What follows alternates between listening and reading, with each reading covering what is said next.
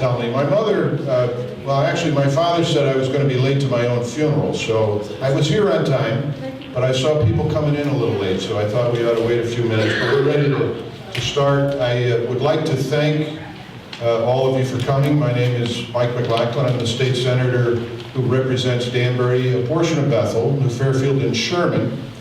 And we're here tonight so that we can talk a little bit about the financial challenges of our state. I specifically wanted to share with you some of the concerns that I've heard about the proposed state budget. As most of you know, on April 6th at Broadview Middle School at 7 o'clock, Governor Malloy will be visiting Danbury to present his budget to the community. And so I would ask that those of you that are available come and hear Governor Malloy's proposal, his budget, and he'll give you an opportunity for some questions and answers after his presentation.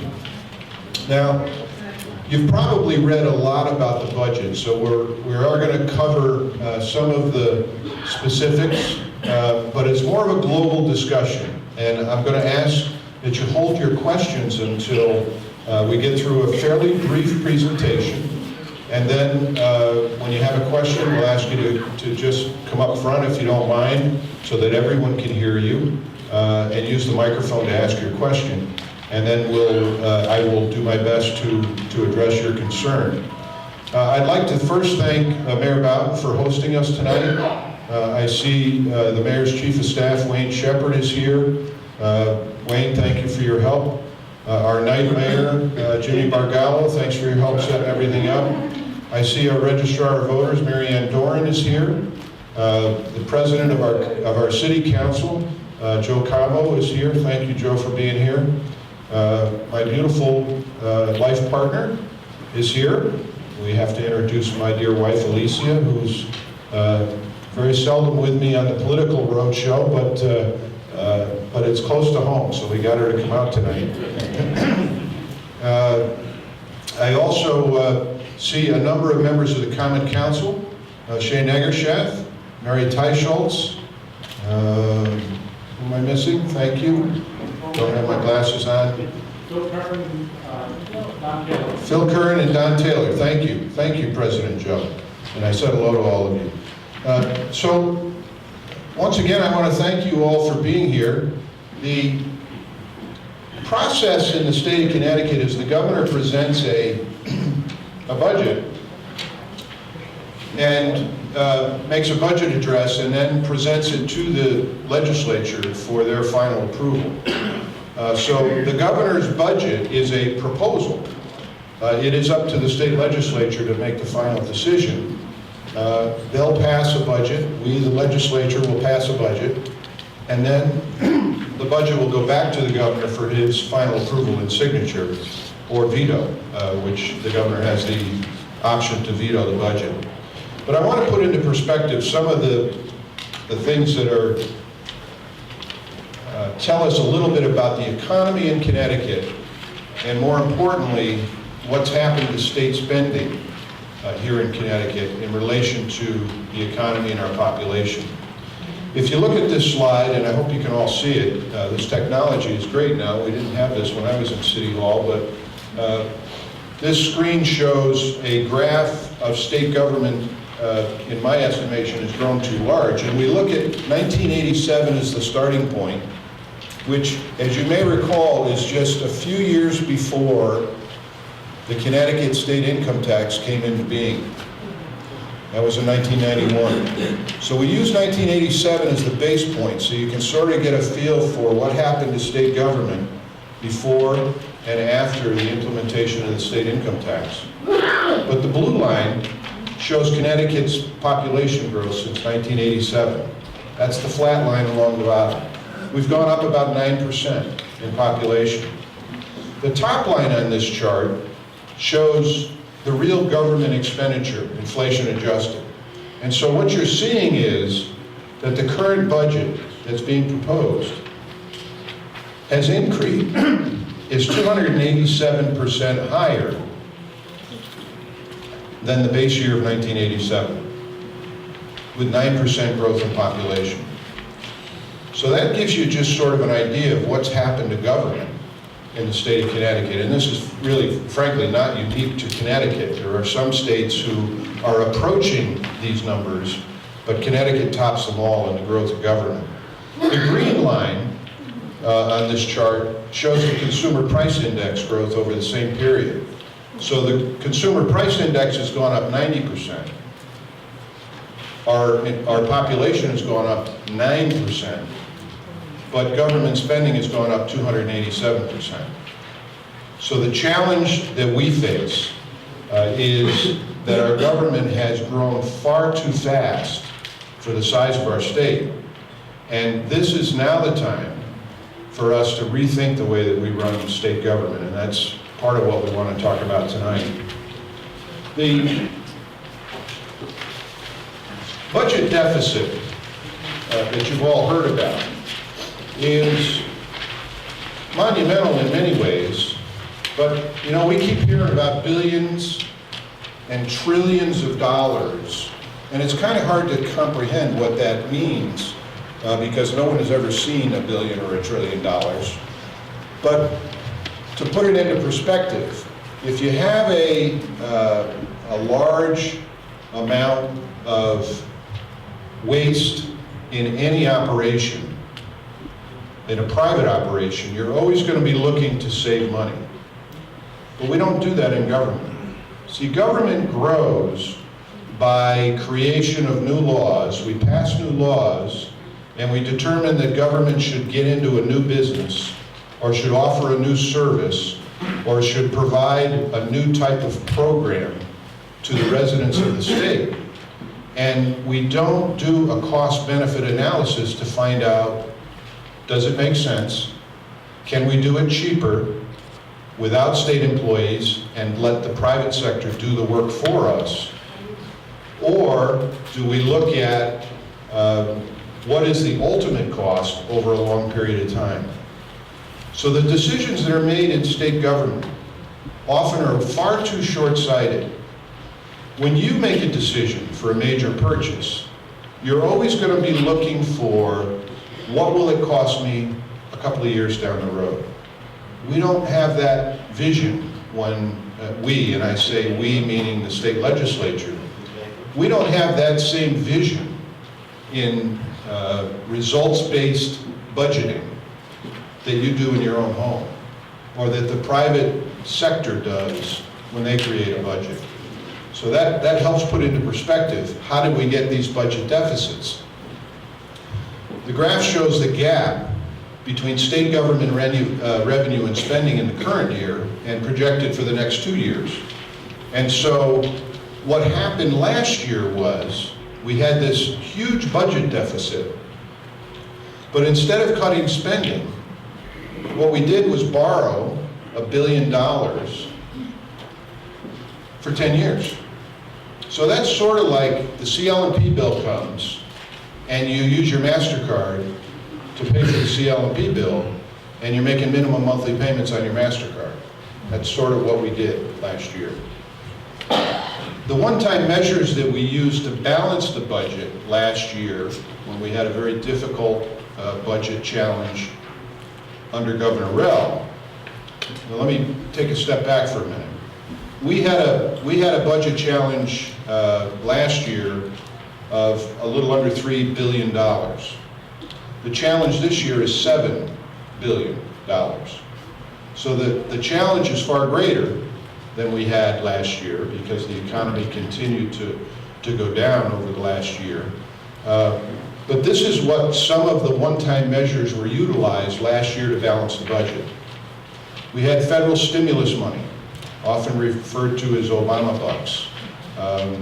That money was handed out like candy across the country, and it was about $757 million that came to the state of Connecticut that we used for education funding to balance last year's budget. So what did that do? Well, some would say that that was a very good choice to make because it avoided cutting local education grants from the state of Connecticut and avoided teacher layoffs. So we all agree that we don't want to lay off teachers. We want to continue a good education program. But the reality is that we had a big hole in our education funding, and we were able to balance it only with this one-time infusion of cash from Washington, D.C. That money is gone this year.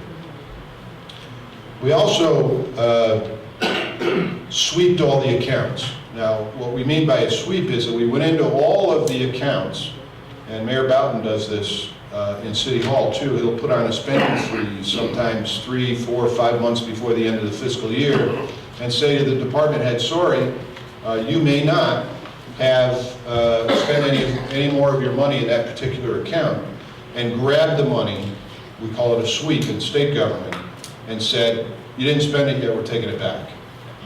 So that was $157 million. Now to put that into perspective, the budget here in Danbury is about 200. So basically we took 3/4 of the Danbury budget and just took it all back 3 months before the end of the fiscal year and said, sorry, you can't spend that money. We also had added a new tax on corporations of $2 billion.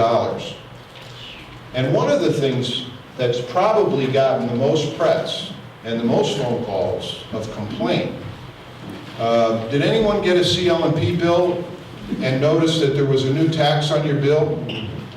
Let me tell you how that worked out. That was an 11th hour idea to come up with some additional funds. And so what they decided to do was to continue a tax that was ready to expire on your electric bill. It was supposed to stop. And they said, well, we're going to keep charging that and then sell the projected revenue on those electric bills to go borrow more money. They're called revenue bonds. So we took the money for the next 10 years, 7 years, and grabbed it up front to balance last year's budget.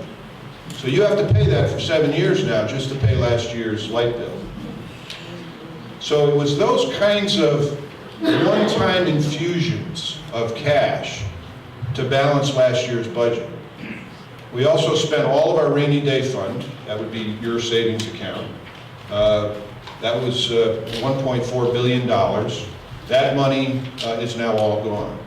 So basically we took all of the easy, some would say the low-hanging fruit, if you will, and grabbed all the low-hanging fruit, the savings account, the Obama bucks, your electric bill, wherever they could grab a few bucks, and the ultimate result was we now don't have any of those savings available to us to help balance the budget this year.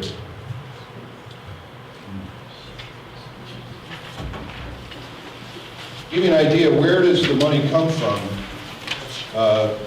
as far as revenue? Well, most people are a little surprised when they see this pie chart, but 33% comes from personal income taxes, 20% comes from the federal government, and only 16% comes from sales taxes. And then, of course, all those other smaller pieces of the pie are business taxes, gambling. We bring in a lot of money in gambling in the state of Connecticut, $739 million. Gas taxes, tobacco taxes, and things of that nature that are much smaller parts of the pie, if you will. So most people are very surprised when they see where the chunk of the money really comes from. The top 10% of income tax filers in Connecticut, the top 10%, pay 59% of the income tax. Now you'd be very surprised to see where that 10% falls. They're not mega millionaires at 10%. The mega millionaires are the top 1%. But in this area of Connecticut, a good portion of families with 2 children owning their own home with 2 cars fall into the top 10% bracket. So that's in little old Danbury. You would think that's all Greenwich taxpayers. It's not. It's the upper middle class right here in our backyard. The bottom 40% by earnings of income tax filers in the state of Connecticut pay 1% of the income tax. So when you hear the comment sometimes that we have to tax our way out of this and that we have to look to the ultra wealthy to pay the tab, those numbers already tell us that's what's going on now. It's already happening. So if you want to pile on a little bit more to the upper 1%, our concern, my concern is, well, first of all, there aren't too many 1%ers in Danbury. We do have some, but there aren't too many 1%ers in Danbury. But the problem with a top 1% earner who's making a lot of money is that they generally have more than one home. And they can easily change their domicile, their official residence, to another state without an income tax. So we all hear of the stories of people who live in Florida for 6 months and a day. Some of them are in our neighborhood right now, and the snowbirds are starting to come back. And that's really why some people decide to do that, because there's a tremendous tax obligation savings by having their residence elsewhere. Now, where does the money go? This is another surprise to an awful lot of people, and frankly, in some cases, it was a surprise to me. Even though I was familiar with state government, it was a surprise to me that the biggest chunk is education in the state of Connecticut. 21% of the total state budget is for education.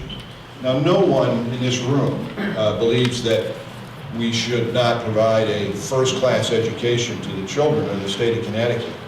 I think that a lot of the people in this room, some of whom I know personally who are retired, are concerned that we spend too much money on education. However, having said that, I think that Connecticut does have some of the best, most dedicated education funding in the United States. And frankly, if you compare us to other states, even in the Northeast, where it is often considered to be the best education in the Northeast, public education, Connecticut is doing a great job. Now, there are challenges, as we all know. Major cities, even some neighborhoods of Danbury have a challenge with education. Those who are English as a second language, or English language learners, as they're known today, ELL. That presents some challenges for the public education system, but I was surprised to see that it's really 21% of the total budget that covers education. 13% is for regulation, corrections, courthouses, public safety, motor vehicles, the insurance commissioner, the labor commissioner, economic and community development, workers' compensation, things like that. That's 13%. 11% of the state budget is just to pay for our debt. Now, Connecticut has one of the highest per capita, that's by per person population, that's what we mean by per capita, the highest state debt in the country. So that means that for a small state, we're borrowing tons and tons of money. One of the highest, I'm sorry. We're borrowing tons and tons of money. And we've reached a point where the bond investment services that rate the bonds, A, B, C, whatever the risk of a bond is, the rating agencies like Moody's have said, Connecticut, you got to stop those one-time gimmicks like you did last year. And you have to stop borrowing so much money because you're right up to here in debt now. So the challenge we face is that we already are paying 11% of our total budget in paying back existing debt. And one of the ways that the governor wants to approach the current budget process is to continue borrowing lots of money. And I fear that we're going to have to slow down that borrowing for the foreseeable future until we can play catch up a little bit on the debt outstanding now. State employee and retiree benefits is 11%. That's not salaries. That's pension and health care is 11% of the total budget. The salaries are built into each of the department line items, but just the benefit package is 11%. Health and hospitals, 9%, nursing homes, 6%, so it's about 15% of our budget is the health care of our population, who are getting state services and state payment, not under insurance, private insurance. Conservation and development, that's environmental protection, agriculture, culture and tourism is 6%. Now here's, for clarification, the state employees' pay is part of nearly every category on the chart, but when you add up together all of the benefits in the budget and their salaries, it's about 28% of the budget. So the biggest chunk of the budget is people in all of the different departments. And so that's why the governor's proposal is asking for state employees to give back so much money, because that's the biggest chunk in the pie. We'll get to that proposal that he has in a minute. Here's one of the challenges that we face in Connecticut is the high cost of living and doing business here. And I do see some business people here that have complained a time or two to me about many of the challenges of doing business here, either the regulations of state government or the burdensome taxes and fees and permit costs of state government. But this sort of puts that into perspective. The nation's highest total state and local taxes is here in Connecticut. That's $7,007 per person. Now that's per capita, that's per person. So that means everyone who's 90 years old and everyone who's 9 months old is $7,007, the highest in the country. The second highest in the country of unfunded pension liability, which means that we in the state of Connecticut have promised pension benefits to our state employees, but we have failed to put the money aside to pay for it. That's $4,500 per person in the state of Connecticut that we still owe. We're the fourth highest state debt at $7,882 per person in the state of Connecticut. 45 states in America have fewer health insurance mandates. So what's a health insurance mandate?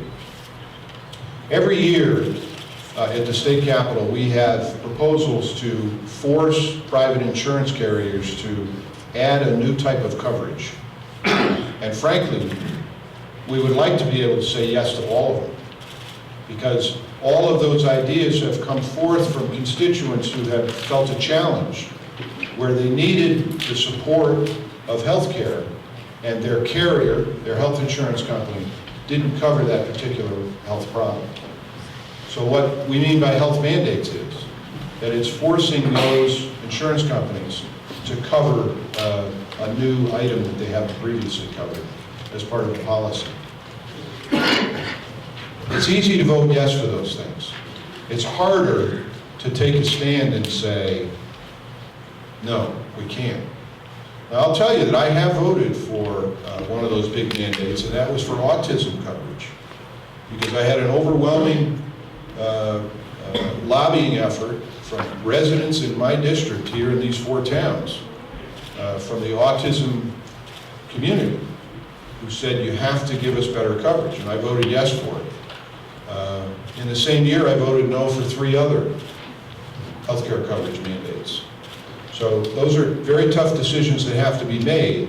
And Connecticut is already the most generous in the requirements of health insurance coverage. And that means our health insurance is more expensive.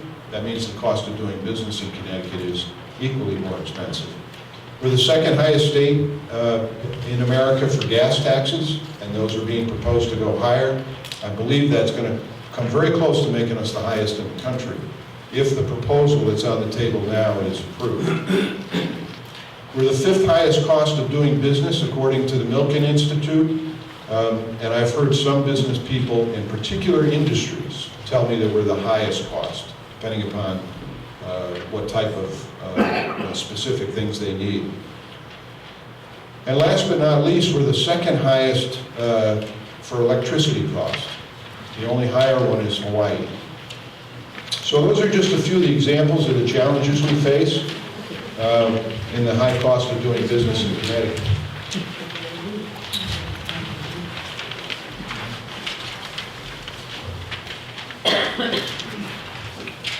I want to touch a little bit on Governor Malloy's proposal.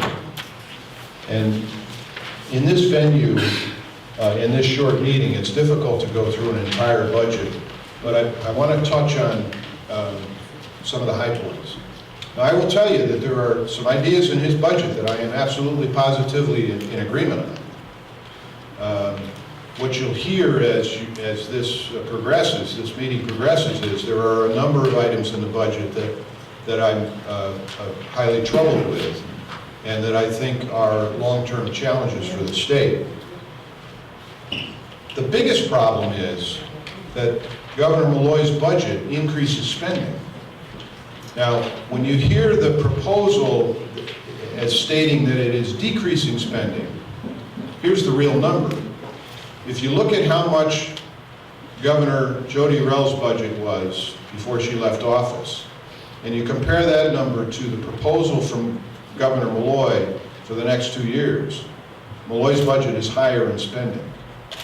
The reason why government says that they're cutting spending is they use the basis for what we anticipate the growth should be in the next 2 years. So they have built-in growth in spending costs.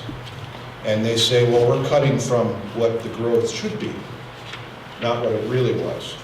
So for instance, in our home budgets, if you spend $10,000 on your total living expenses for an entire year, and you know that this year you can only have $9,000 to spend, you spend $9,000. Government doesn't do it that way. Government says it was $10,000 this year and it's got to be $11,200 next year. And if we're going to cut, we cut from $11,200, we don't cut from $10,000. So the bottom line is that this budget does have more spending. This budget proposal has more spending than last year. I mentioned briefly the budget gap and what makes up the proposal to deal with the burdensome budget gap of roughly $7 billion over the next 2 years. Now, the biggest part of the budget gap fix is the governor is proposing that state employees give up $2 billion in their current contracts so that we can help balance the budget. Let me put that in perspective. We have about 46,000 state employees. So if you take $2 billion and divide it by 46,000, you've got a little under $22,000 per year for 2 years. So it's a little under $44,000 that Governor Malloy is saying to state employees, that's what you have to give back to us to help us balance the budget. Well, is there anybody in this room that thinks that anybody's going to want to give up $22,000, especially if you already have a contract that doesn't expire for a while? That's going to be a big challenge to reach that.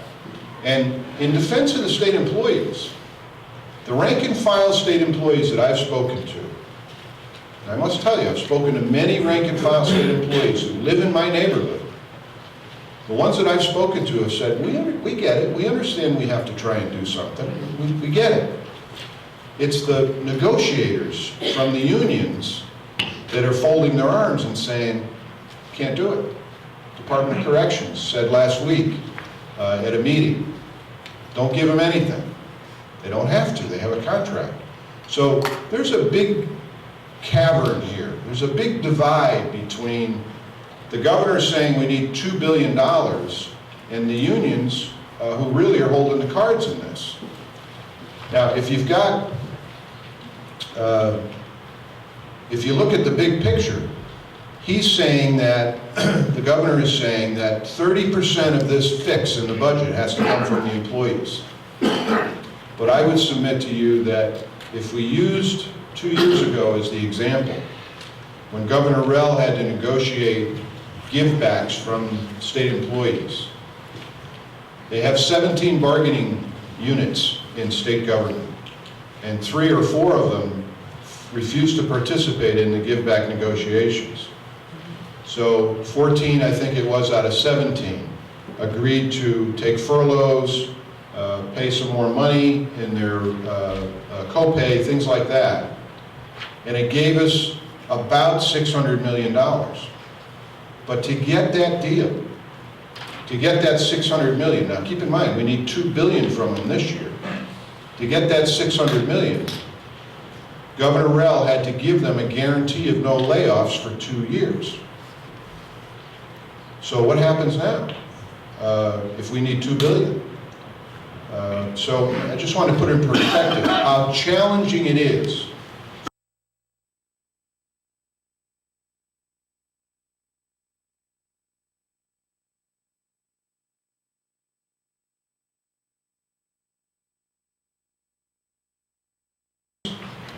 But more importantly, for the state employees who have this big challenge of being asked or dragged to the table, and they're willing to participate, but I submit to you that I think the negotiators for the unions are playing the hardball, and it's going to be very difficult to get to the end game, especially get there and expect $2 billion from state employees.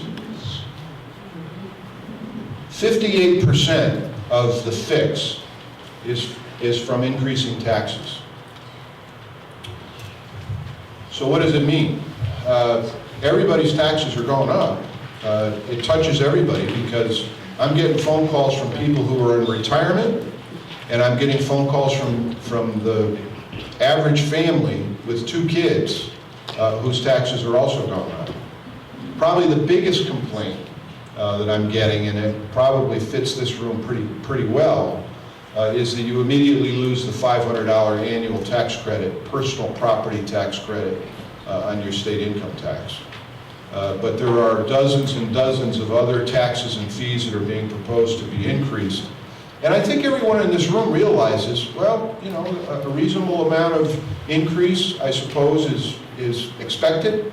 But I believe that we can't ask for more taxes until we've done a really fine job of reorganizing state government, learning to live within our means, and finding more efficient ways to deliver state services with less money. We haven't done any of that yet, even though we have some.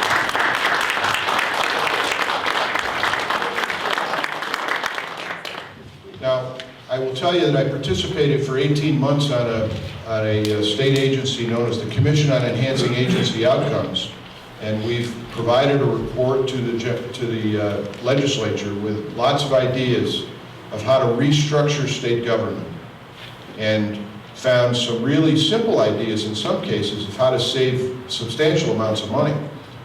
One of the ways, believe it or not, is that if we could just say to all state employees and all state vendors, that means contractors and everybody, no more paper checks. We're going to pay you electronically with direct deposit. If we could just do that, it's hundreds of millions of dollars in savings every year. It's hard to count. I'm sorry. Tens of millions of dollars in savings. I made a mistake on that. Every single year, just by getting rid of paper checks. And we have to go to each and every one of the union contracts to get permission to do that. So it started with something as simple as that, and some of the other bigger proposals are how we handle our Medicare, Medicaid, our drug benefits, and things of that nature that save hundreds of millions of dollars as a potential savings. Mayor Bowden has joined us. Thank you, Mayor, for being here tonight. We appreciate that.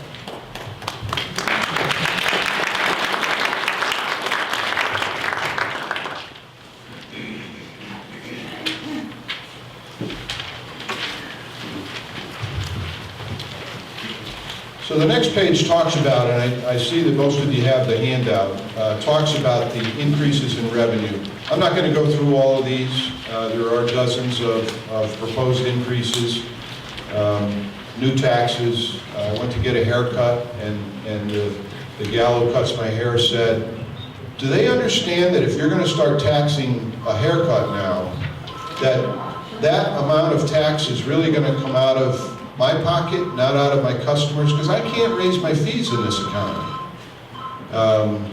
And I understand that.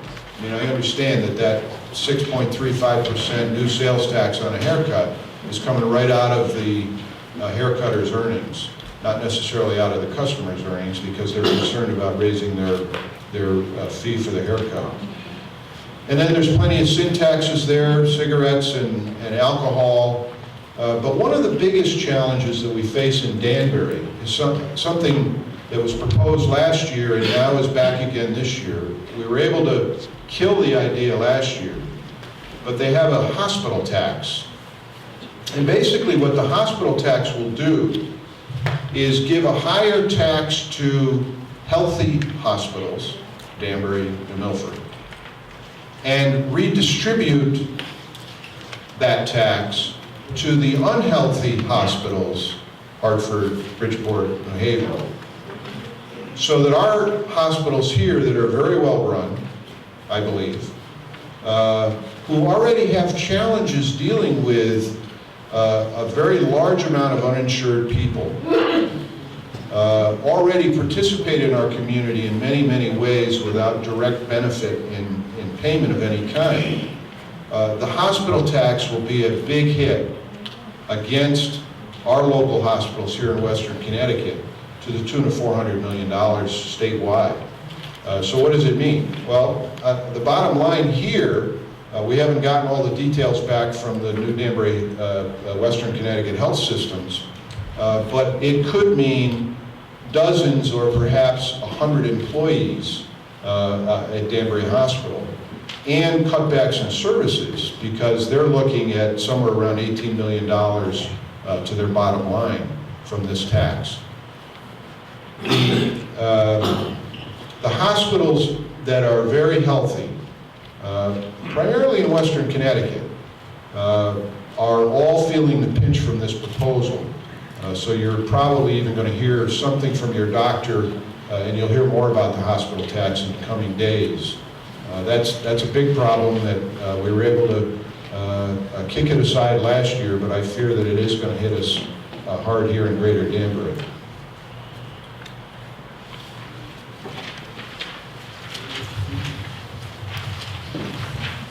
So I talked about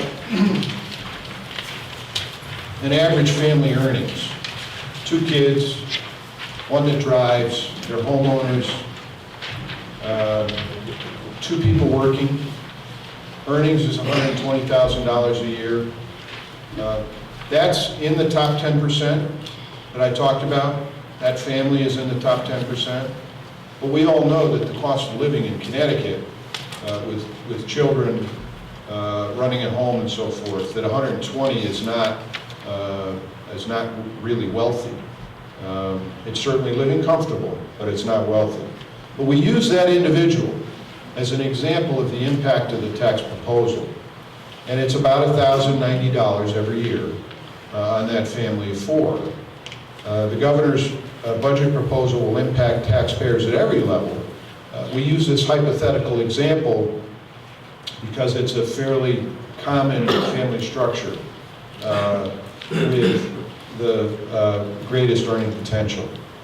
The sales tax rate would increase from 6% to 6.35%, but it would begin taxing a number of new items and services that previously were not taxed.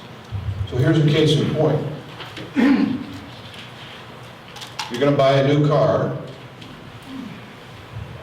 The car costs $30,000. Car costs $25,000, and you're trading in your old junker, and they're going to give you $5,000 for it.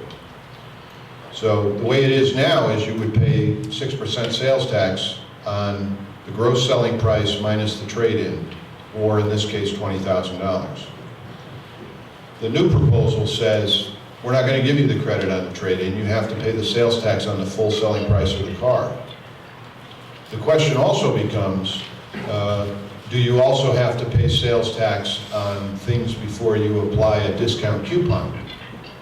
So in some cases, if you have a 10% off coupon when you walk into PC Richard to buy something, do you have to pay the sales tax on the gross selling price? Those are the kinds of things that they're looking into now to try to grab more revenue. That is yet to be decided, but those are some of the challenges that we're concerned about.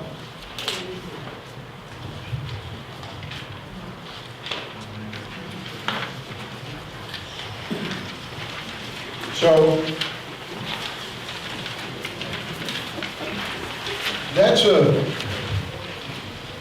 that's my summary of a real global view.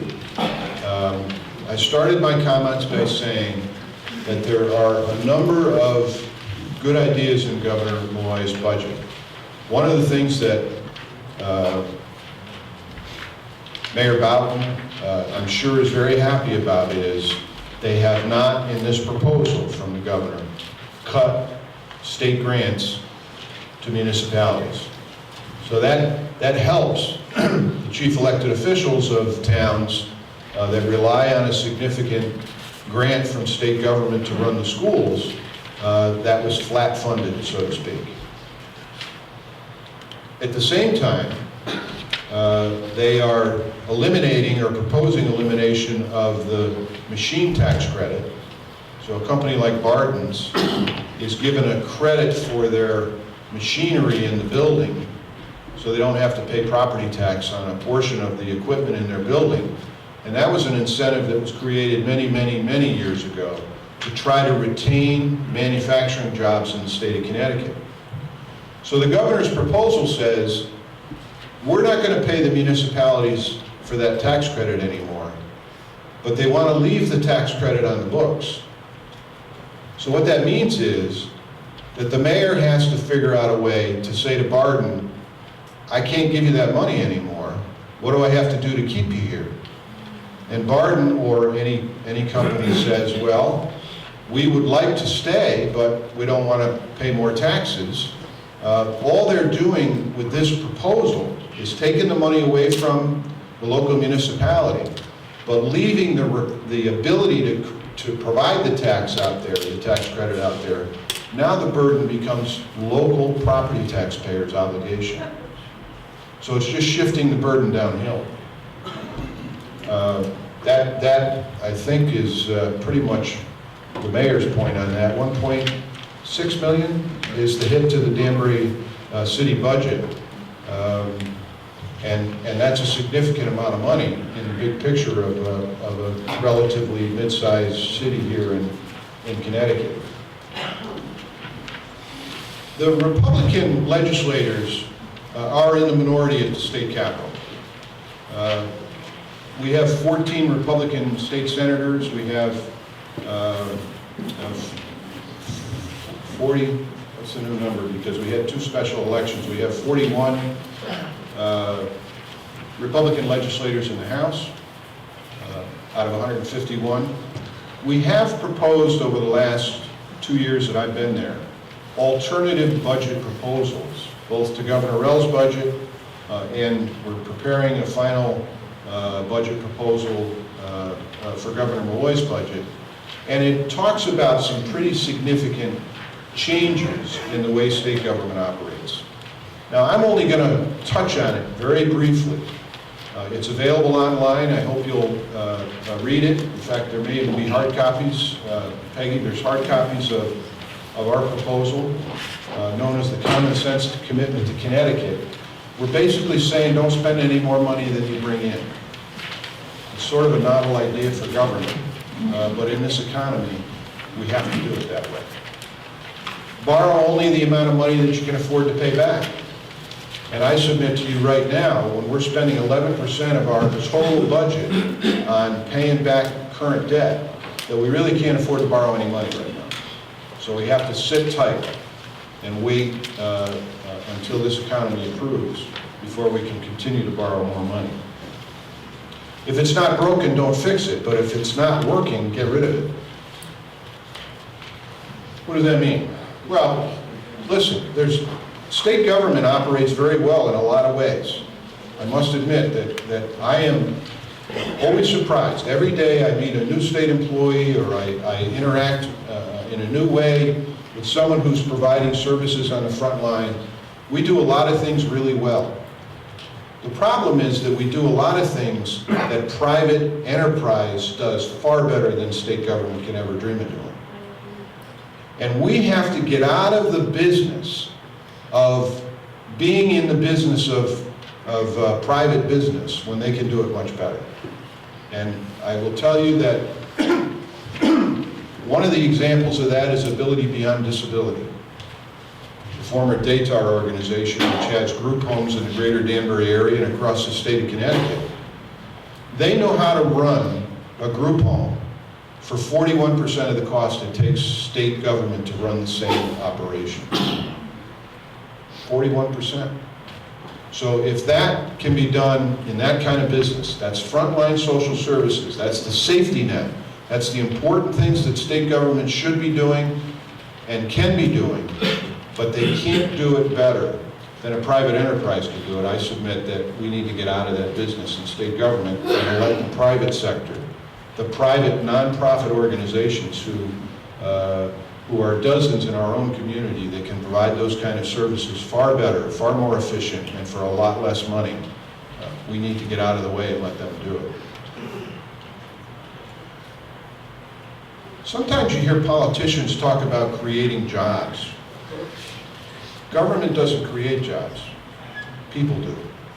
People in this room, business people in this room create jobs. So if government can get out of the way of business and let them do their thing, let them use their entrepreneurial spirit and stay out of the way, that's how we create jobs. If you look at what's happened in the state of Connecticut's government since 1987, you'll see that the biggest increase in jobs in the state of Connecticut since the state income tax was created, the sector of the economy that has created more jobs in the state of Connecticut is government. Let me say that again.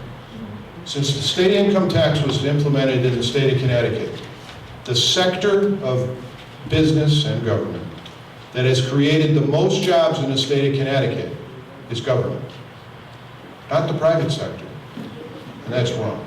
So we've got to switch that so that the private sector can get back to work, manufacturing, providing services, and there are many ways that we can get about doing that. But if we keep stepping in front of business and expecting them to carry the load, they're not going to grow jobs here in Connecticut. They're going to do it elsewhere. Last but not least, I think that state government should empower local government to make decisions. State government, I think the mayor will concur with me that one of the challenges of the Connecticut legislature is something known as unfunded mandates. So what's an unfunded mandate? Well, here's an example. I mentioned to you the machinery tax credit. It's currently funded by state government through the municipality, $1.6 million. Here's another tax credit. The legislature thought it'd be a great idea to provide special tax credits to veterans. Sounds like a good idea, doesn't it? Veterans get a property tax credit. It's optional. So it requires the local municipality to create and provide the tax credit. So all state government did was come up with this really neat idea, not put any money behind it, and then require the local government and the local property taxpayers to fund the tax credit. Now, no one's going to argue that a veteran's tax credit isn't a good idea, but the point I'm making is, let state government make the decisions. Stop rolling down unfunded mandates like that and get out of the way. There are several other examples. Certainly, collective bargaining is something that's not going to go away. I think it's important that employees have the right to bargain. But some of the things that happen now, known as binding arbitration, is not conducive to allowing a local municipality to survive any argument with an employee union. And so some people would suggest that binding arbitration has to be revisited. That binding arbitration is costing local taxpayers, in some cases, some estimates, 10% of the total tax bill is coming out of binding arbitration. So these are some of the things that need to be looked at and seriously considered. But it's really going to require some tough decisions. And what we'll find out over the next month or so is how willing is our legislature, who is run by the Democratic majority, and our governor, who is the boss of the Democratic Party in Connecticut now, are they willing to step up to the plate to make some of these tough decisions that really have to be made? I think we're all hoping and praying. We are all hoping and praying that the right decisions will be made, that reasonable people will agree to disagree on certain issues. But when it comes to the end of the line, and we have to find a way to fund state government and assist local governments, we have to find ways to do it efficiently, without burdensome regulation, and we have to get out of the way of business so that business can help jumpstart this economy. Thank you.